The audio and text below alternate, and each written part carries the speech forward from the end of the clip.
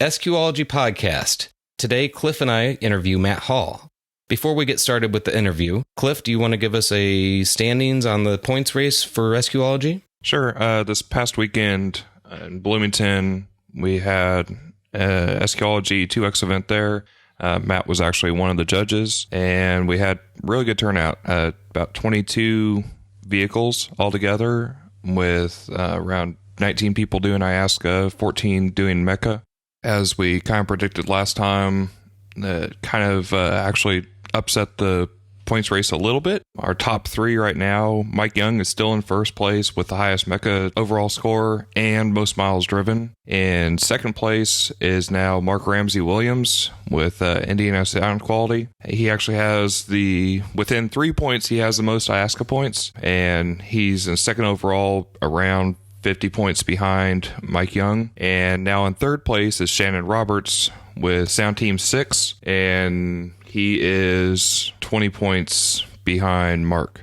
I was going to say we didn't really expect to see any of the Sound Team 6 people up in Illinois this event, but it was really cool that Shannon came up to represent them. Yes. Yeah, Shannon's truck sounds amazing. And again, he was one of the 3 cars that earned perfect scores for imaging and focus and placement. It was him, Ben Bachman, and Phil Gibbs. So I think one other car, Bob Johan, scored perfectly in imaging. Yeah, you didn't judge him. Judge that one. But he also did score perfectly there. Yeah. We had some really, really good imaging cars. Absolutely. And I think overall cars are getting better and better, and people, I think in large part, due to some of these podcasts, I hope, are kind of taking note and exchanging information and helping each other out, because in my opinion, that's what this is all about, is, making our drives and listening experiences more realistic and true to the music and the artist's emotion and playback. You judged Iasca at both the Driven show in Virginia and the show this past weekend in Bloomington. What was your impression overall between the two shows? I mean, it's I recently, as I think some people know, I've actually been a judge for Iasca for quite a while, just kind of hanging in the balance and in the wings. And recently I was invited to, I think, come back in a more prominent role as a judge and do some 3X shows and stuff like that. I'm flattered people value my opinion. And as far as the show goes, for me personally, it's a shift, because recently departing from the competitor ranks and then kind of standing up as a judge, it's a little bit different, because there's so many things that you want to say immediately to help everyone out, but it's a little bit different when you have to kind of evaluate all their cars. And then the other part is kind of being critical, and that's what it's all about, is that finding a nice way to say in encouraging words, these are some of the parts that this is what I'm hearing, and this is sort of my recommendation on what I think can be done to improve the sound a little bit. I hear you there. I judged a couple events, and I find the same thing. As a competitor and as a sound enthusiast, I want to get out of the car and be like, oh, change this, and this, and this, and be very specific about things. But As a judge, we're not really there to help them completely fix their car. We're there to give them feedback on what we heard and maybe some high-level places to start. Right. And just so people are aware, it takes a lot of work and concentration to be able to, let's say, put down timestamps and tracks on where I heard specific things, so I can be, as helpful as absolutely possible and say, this is what I heard right here, right, on this track. And, they can go back and hopefully take that into account and do something so that, I thought about this for a little bit, and I genuinely think some of the best scoring cars from a judging standpoint are very, very difficult to nitpick. Like they might not do anything exceptionally well, but they definitely don't do anything wrong. You know what I mean? It's one of these areas where it's pleasing, it does everything, but I think the cars that do some things very well probably have made several compromises in other areas that leave themselves exposed for ridicule and low scores on the sheet in other aspects. It's very, very difficult to do everything perfectly. Absolutely. I find that in my own cars. It's like it's a trade-off. I can live or die by tonality and imaging, but if I do that, then overall staging scores may not be the highest. So it's always a trade-off in something. Right. And to get back to Cliff's original question, I think is, what was my impression of the shows? The SQology shows are absolutely fantastic. It's low pressure. It seems like everybody has a good time. On the judging side, I'm on one hand thrilled at how many cars, keep showing up. I think Cliff approached me 2 or 3 times, this last weekend and handed me more and more score sheets from, late arrivals kind of thing, which is awesome. I think that speaks to sound quality competition is on the rise again and becoming more popular. It's interesting. We had our first event at Mobile Audio, I think a year and a half ago. It was not last season, but the season before it, right towards the end of the season, like September or something. We had our first event there, and, a handful of people showed up. And we've had a few more events there since then, and each time it's grown. In fact, this last weekend, with it being Mother's Day and just a lot going on in general, late spring, that I didn't expect to have as many people come as what actually showed up. So it's really cool to see growth there. Absolutely. So do you want to tell us a little bit about your personal background, where you started in audio, maybe your first car and the car's sense, and I guess just give us an idea of where you've been and where you're going, maybe some major achievements and whatnot? Yeah, my parents are both musicians. Me and my brother were raised as musicians. We grew up here in the Chicago area. As many people know, I joined the Air Force and have been all over the world, and always was interested in audio and musical experience. And I wound up in Interlochen, Michigan, where there's a fine arts academy. And I was under the tutelage of one David Greenspan, who is one of these mad scientists when it comes to mixing live sound and capturing that experience of the live performance. And then I had a couple of other people, different experiences and methodologies for capturing live sound. What I'm saying is Dave uses, 48 channels of a 48 channel mixing board. And I've had some other guys that use, 2 microphones and an XY type setup. And so you kind of get, that's where I've always pointed to sound quality and what was the source? How was this experience, this live performance captured? And then from there, we can start talking about, mix downs and mastering and stuff like that. But you have to have a pure, I think, listening or a pure source. And that goes all the way back to the microphones used to capture that recording. And then moving forward from there, as I started mixing front of house and wound up at the one of the side stages at Lollapalooza, mixing that for the Northern tour. That burned me out. That's a lot of really hard work. But you learn a little bit about what it takes to create a mix that sounds good and doesn't feedback. And it's kind of a thankless job because everybody thinks when it sounds good, everybody's happy and in the mosh pit getting it on. And when things fall apart, everybody blames the sound man. So it's trial by fire, so to speak. But moving forward, my first car, to answer that question, was actually modeled after Gary Biggs' Regal. I had the Pontiac version, the Grand Prix of that. And one of my very, very first shows, I met Mr. Mark Eldridge, who was gracious enough to drop some knowledge on me. And I found myself with a set of horns from Eric Stevens and Image Dynamics and some SoundStream amplifiers. Thought that sounded pretty good. Moving forward, after that, I had a silver Audi S4.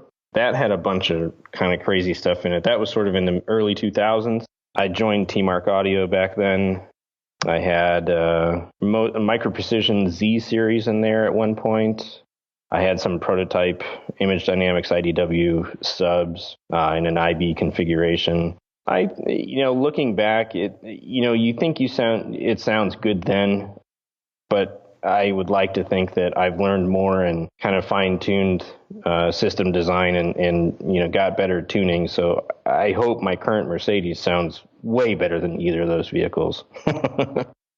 What would you say is kind of your biggest aha moment during that time when you went, oh, everything I've been doing is wrong? Yeah, absolutely. That's a great question. It's kind of, fortunately, I've been learning an awful lot more about not necessarily how humans hear, but vehicle acoustics and specifically phase. I've read an awful lot about phase, and I think it's something that every car and every, sound enthusiast, be it a competitor or not, should pay more attention to in terms of getting that right. And it starts with crossover theories and what type of filters we're going to use. And then, of course, getting the time alignment, just right, which, of course, phase is a function of that.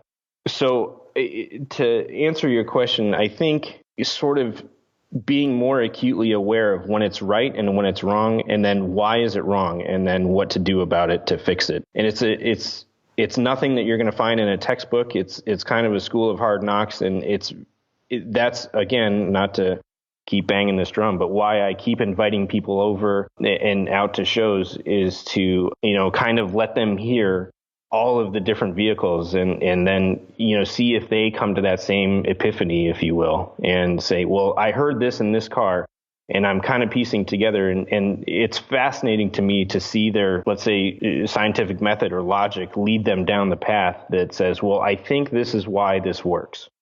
No, absolutely. And I would say it was the same for me. Once I kind of started visualizing how sound works when you have multiple speakers working together, once you can kind of start thinking in that way, and then when you sit there and play with it and get a better understanding of how each speaker is affecting the other speaker, then it seems like things become much more, you're at least cognizant of it, and you start thinking about how to make all that work together in unison cohesively. Exactly. I think a lot of people, whether or not they're reading like a pro audio type setup and methodology for setting up, that doesn't always one-to-one translate to a car experience, or a vehicle experience, I should say. So that's good knowledge, but just remember to kind of take it with a grain of salt and use your ears as best judgment. But because this is such a unique sport, hobby, niche enjoyment, I don't really know what to call it, all the above, I suppose. I think that the best way is simply gaining experience and merging that with what you've heard in your, real life, and never losing focus of what is real. And, their car audio is going to be full of compromises everywhere from system design, speaker placement, tuning, what's capable. And so I think if you always remain, with a solid reference on what is, a perspective of what is real and what you're going for, I think you're going to be much further ahead of most people. So you were doing a lot of this before modern day digital signal processing was. Yeah, you just made me think of it. Yep. Yeah. So things have changed. And I know I'm kind of in that boat too. I haven't been doing this forever, but since the late 90s, I guess. And my first several systems, it was either you just went with your head unit and an amplifier and tried to get things right with the controls that gave you, or you spent some money on an analog piece that would give you some control of the EQ. But I remember my first system where I bought the Zapco DC reference amplifiers that had the digital sound processing built into them. It was a whole new world. It just gave you that level of control. And I can see that being intimidating for a lot of people who don't, understand what all that stuff does. But it's interesting, the control and the level that lets you take your system to. In the home audio shows, especially like Rocky Mountain Audio Forest or Apoxina that, you just came up to, Ben, those guys have seminars at those shows that, they'll pick a topic, and for a couple extra bucks or something like that, you'll get some subject matter expert, quote unquote, to, at least introduce this, what it is and why we care about it, kind of thing. And I think that would be a huge benefit to, co-located at some shows. So, we could talk about crossover theory. We could talk about vehicle acoustics. We could talk about psychoacoustics. We could talk about, system design, installation, pick one of the things. But I think there's some value added to, and that might attract a lot more people to come out to these shows. I've almost thought, like at this last show at Bloomington this past weekend, we had several people who just came to observe. They didn't bring a car to compete. They might have had a car that, they've built, but they didn't have that comfort level of, I've never been to a competition. I don't know what the competition's going to be like. I don't know where my system's at in relation to everyone else. I just want to observe. Right. It would almost be nice to take one of those cars and put them in the install bay and just take an hour and a half and tune the thing from scratch and kind of demonstrate for everybody what you're doing and explain the whole process. So that may be something we do at an event coming soon. Exactly. That's a great idea, because I've had so many people, ask questions, and I've seen online, and unfortunately, I think there's a lot of misinformation out there. But I think some people that might know the right answers are a little bit, let's say, leery of sharing that because it's a competitive edge. And I really think that's kind of a tragic look at it. But if people can be more encouraging and say, this is how I did it, and, then that's when I think we'll see massive growth, and people will start to work together rather than, I guess, chasing some trophy or something like that. But sorry if I appear jaded right now. It's just something that I think all of us would have been a lot further along if we kind of avoided that cloaked in secrecy bit. That's part of it. The other side of it, at least for me, a few people have asked me to, explain my tuning process to them, and I can explain it. I can go through it and say, this is where I start. These are the things I do, and this is what I'm listening for. But unless you're actually there and sitting in that driver's seat, you don't really know. It's hard to explain what you're listening for. I concur. Yep, absolutely. It's like, how do you explain when you hear that phase comes together? Yeah. Right, like a one-on-one internships kind of thing. I mean, it's tough. I think part of it, too, is the following criticism that comes when you put yourself out there to do that. Yep. Before Escheology, we've done around a dozen events that were competition plus training and kind of going through all that. And of course, there isn't a set guideline on this is how it's done. So there's a lot of approaches to it. And there's always that feedback loop that is a deterrent for the people who are teaching it, because either A, they're giving up their secrets, or they're just saying what works for them, or there's 6 months of people berating them on, why do you do it that way? That's stupid. You should do it this way. Right. I think if we can approach it more in a way that, hey, we all have part of the process that we can learn from each other to put that into a bigger picture process. You don't have to like every part of it, but there might be something in the middle there that makes it way easier or way more accurate for you to do something based on what somebody else has learned in their history. Right. I think there's some threshold that's crossed too when it stops sounding like a pile of electronics and speakers and starts sounding like a system and reproducing music too. And that's, I think, the threshold that everybody desires to get past. And I know just from the people that I've had that don't know anything about car audio, like my mom, she'll sit in the driver's seat and she'll just smile and say, "I can see him. He's out over your hood." I'm like, yes, that's the awesome idea, Mom. Yep. Yeah. And I think a lot of people try to get that, but I encourage everyone to use that motivation, that desire to seek out and ask those questions. I think everybody that's, ever won some world champion trophy or something like that, or hailed as, one of the car audio, pillars of the community, has been in your shoes. Like, whatever you do, don't be scared to ask questions and keep approaching those and that, seem to have the cars or the systems that you think sound good, and ask them how they did it. Get that knowledge from them. Because I think the biggest tragedy is if we don't continue this and move forward and keep improving. To shift gears a little bit here on you, you've been working on bringing an amplifier to market. Obviously, this isn't your full-time job. You have a very involved full-time job. Yeah. I don't know a ton of people right now that are going through that process, so I just kind of like to know more on a personal level, kind of how you've balanced all that out, what kind of team you've developed around you to make that happen, and that kind of thing.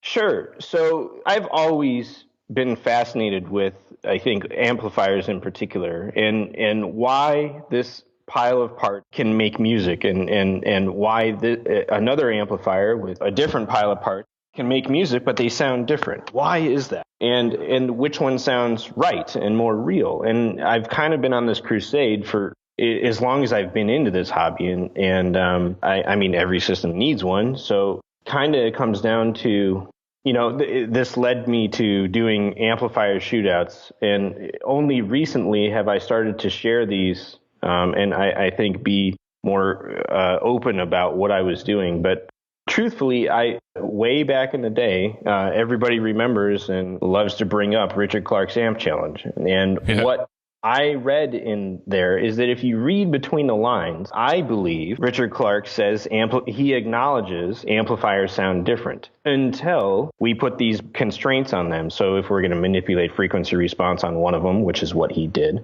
then we can sort of trick the human ear into believing that either amplifier is indistinguishable, sonically indifferent from each other. I argue that there's more to it than that. I feel that if Richard's saying that amplifiers sound different, cool, next step. How and why do they sound different? Why do some amplifiers have a bigger, deeper, wider, more defined, layered soundstage? Why do some have just this, beautiful top-end tonality? What is it about that? So like we were just talking about a minute ago, I started asking questions, started reading around, and utilizing a little bit of, engineering background and reading everything I could on the subject, and then spending a ton of money on, various makes and models amplifiers. Continuing to go through these sort of pragmatic and empirical approach to, immediately switching between the two or three, I can do up to three, and figuring out why I like a particular sound. It's obviously not globally and blindly received because so many people push back on that. I understand that. I hear what people are saying. And unfortunately, without some way to measure and show what, not only me, we've had a panel of listeners here for these shootouts, but what we're hearing, and it's a consensus, I don't know how to measure that. And that leads me to another point, is that I'm not sure the measurements so specs and measurements, there is a difference there. Specs is something that, is a theoretical approach. Measurements, it means that it's coming through, a lab and somebody's applied stimulus, routing, and measurement. We can compare what goes into what comes out, and all kinds of data can spit out from that. I'm not personally convinced that what we're being presented is somehow correlated and tied in a sensical manner to say this amplifier sounds better than that. I think in broad strokes, you could say, signal and noise ratio with a better performing amplifier, it's probably going to have more transparent soundstage. I'm merely sharing my hypotheses and theories right now with you guys. I have no way of proving this. And that's why I'm kind of willing to take my lashings for not being able to point to any particular measurement or number on a piece of paper and say, this is why this is better. I don't know. My analogy on amplifiers follows the cars themselves. To take Richard Clark's scenario, if I put a Yugo and a Veyron at 55 miles per hour on the freeway, they both go 55 miles per hour the same. Yep. Same as, this car that does 0-60 in 3.9 seconds versus a GTR, for example, does 3.9 seconds. They both do things spec-wise the same, but there's a lot of purists that would say, well, I'm not going to drive a GTR because XYZ. Sure. And I think a lot of where amplifiers make their difference is when they hit their extremes.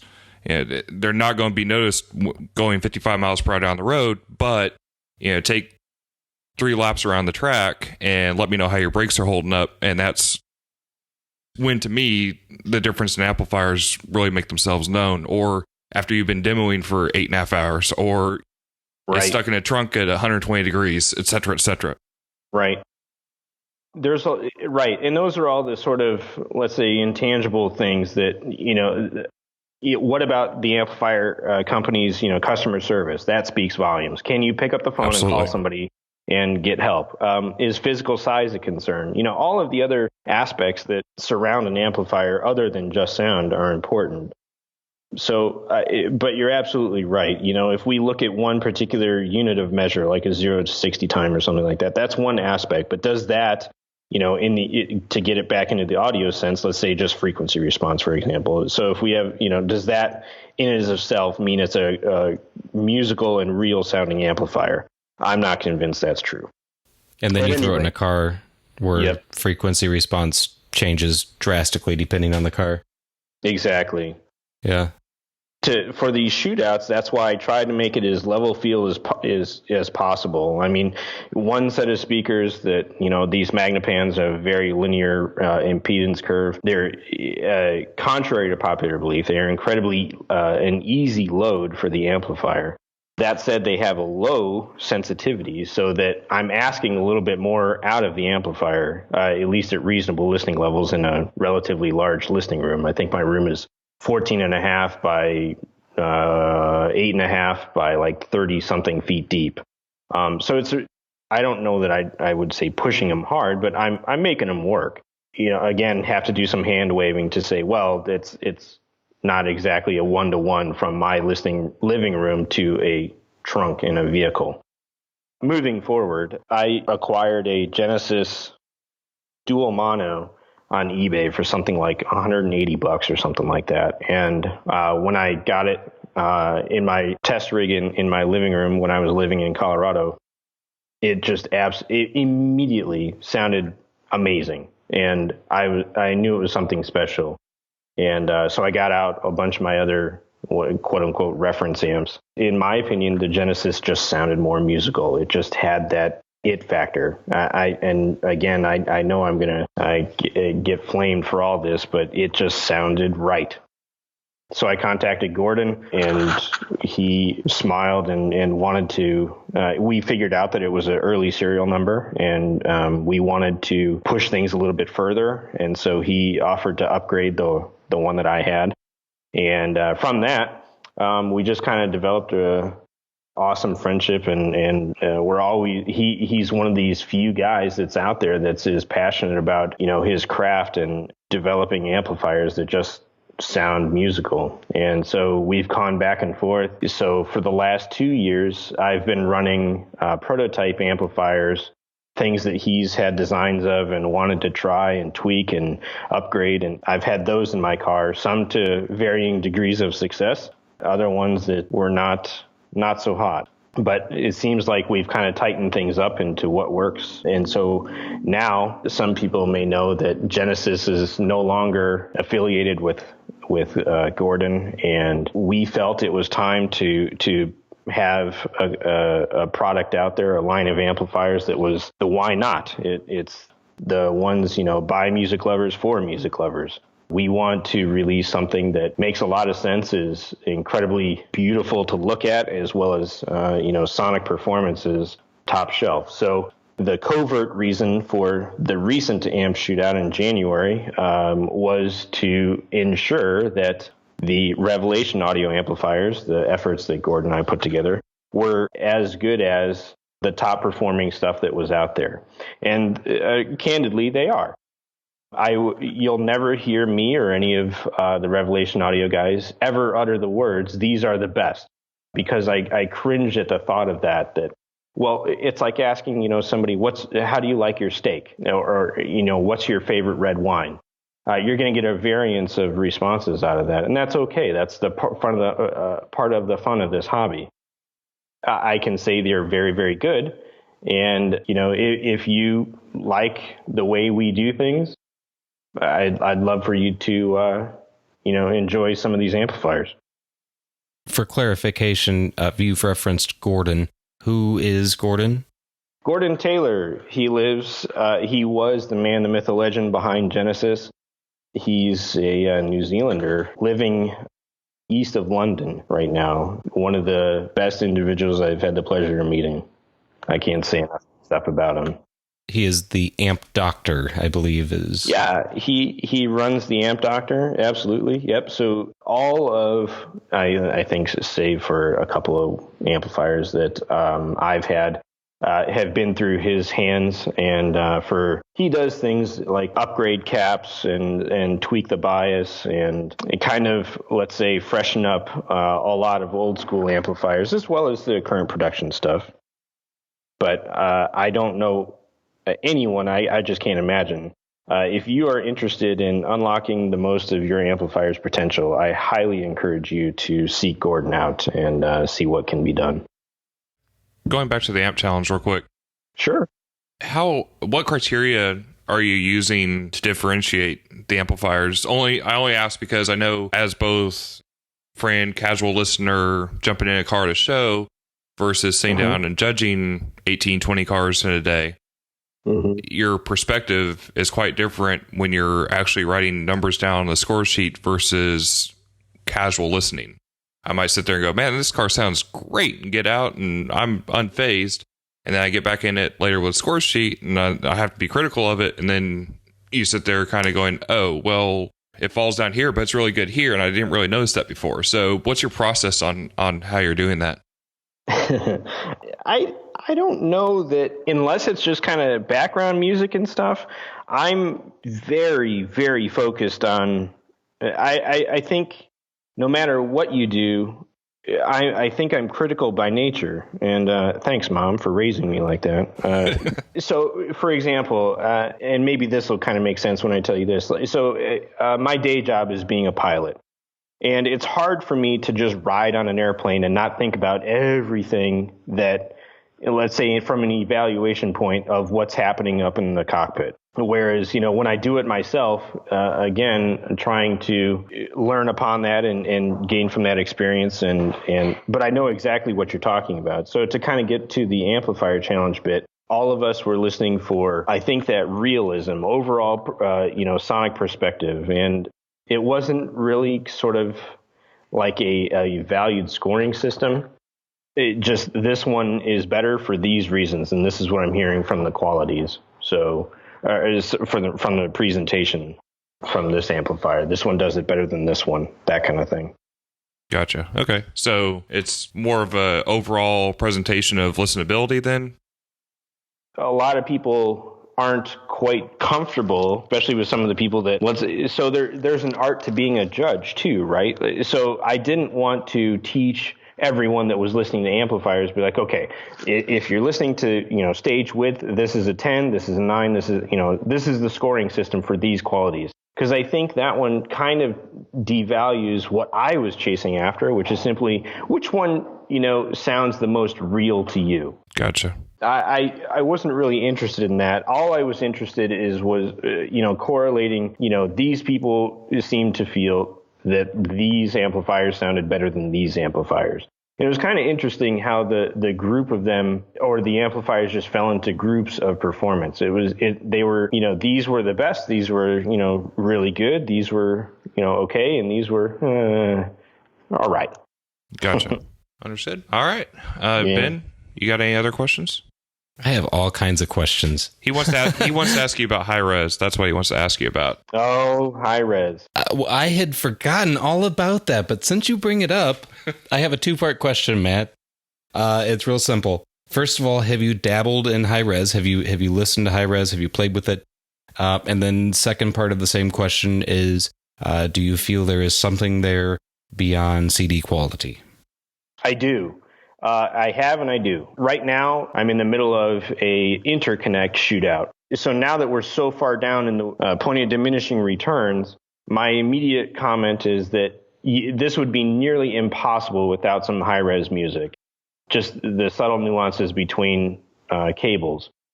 That said, there absolutely is difference, and I'm going to publish that soon. But does high-res music sound better than CD? That's a loaded question. And again, we go back to bring things full circle to what was the source? Was it recorded and mastered at, a high res level? Or if it was simply upsampled, that's a different matter altogether. I think the problem that most of us have right now, one, is not knowing that true false statement right there, if it was recorded in high res capability. Two is most of the stuff that was recorded in high res is not exactly pop music. So nobody really it doesn't have a strong following right now. I've found that to be true in buying or looking for music and buying music on some of the high res websites. it's kind of difficult to go out and navigate for the types of music that I prefer to listen to generally. Yep. I've recently stumbled across, and maybe we can find a way to post. There's, I think, maybe a dozen or so websites that kind of cater to different genres and let's say more popular music in high res quality. So we can get Bieber in all of his glory. Exactly. You can hear every little bit. Yep.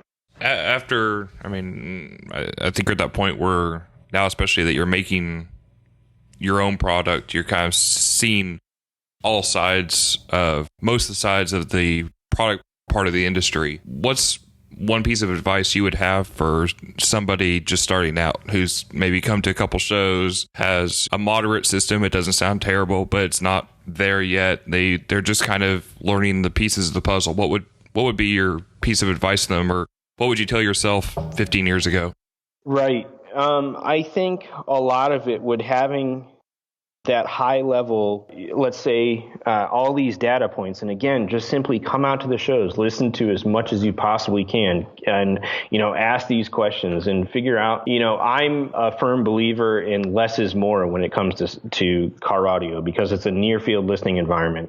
I don't think it's a big secret anymore. There's 4 speakers in the front of my car. A lot of people are stunned, the size and locations, but I did that again because I like wideband drivers for what they do. Having that coherency of a single point of one voice coil doing a range of music alleviates a lot of the phase anomalies that you're going to incur with the crossovers. And more importantly, though, is having one source of sound in a near field listening environment. It lends itself so much better to creating a wide, deep, big soundstage that images very well. It's when you add multiple drivers and getting into a more complex system that I think should be, to no surprise, that it's more difficult to tune, and it will have its own set of compromises that you're going to have when trying to tie all that stuff together. So I think absolute pleasure and kind of refreshing to judge, let's say, these lower echelon classes like amateur, novice, where it's such a simple system and it sounds fantastic. And I think some of the guys kind of say, well, I want to try, a more complex system, and it just kind of unravels. So I think from my perspective is be very careful when thinking that, for example, going from a 2-way to a 3-way or something like that is going to get you some advantage. Figuring out why you're going to do that. What acoustical benefits do you think you're going to realize from adding more speakers? That kind of thing. Yeah, I would agree with that wholeheartedly. Just in my own experience, it seems like you feel like you're missing something by not going to that next big thing. Mm-hmm. And then you go to do it all, and then either it never gets done, or you get depressed when it's done because it's not as good as your last thing, or it's only just a little bit better, or you have an unusable car now, or you've hauled around on a trailer like Ben. Well, Ben's jumped off the trailer. You're extra mean. But yeah, absolutely. There's beauty in simplicity, for sure. So one last question from me anyway, since Ben got his high-res question in. I know you have a list of songs that you use for your amplifier shootout and that, but if you're on a desert island and you only have one song to evaluate a system with, what would you use? Oh, man. And I know this mostly is personal experience and how long you've lived with the song and everything, more so than its sonic qualities, just for the audience to know that. But right. What would you be stranded with? Wow. That's a great question. I thought of Lord Royals, just because that's a brutal track. And I've had it on a couple of show demo CDs. I can't say I'm, a huge fan of Lord or the lyrics or anything like that, but the recording, I'm telling you, there's a lot of space in there. There's a lot to get her voice to sound right, with the backup singers and stuff like that. And trust me, I think no secret that to get that bass to sound right it's very, very demanding. That's a tough track. Cool. Ben, you got anything else? Like I said, I'm full of questions. I've definitely got more questions than answers, Well, we and can do I'd this love to again talk to Matt. I sometime. talked to Matt quite a bit, but We'll have Matt My back. Don't pleasure. worry. I'd love We'll to talk chat to with Matt. you guys more. Yep. It was good to talk. Thanks for having me. All righty. All right. Thanks, Matt. All right. We'll take care, talk soon. guys. Thanks. All right. Bye. Bye bye.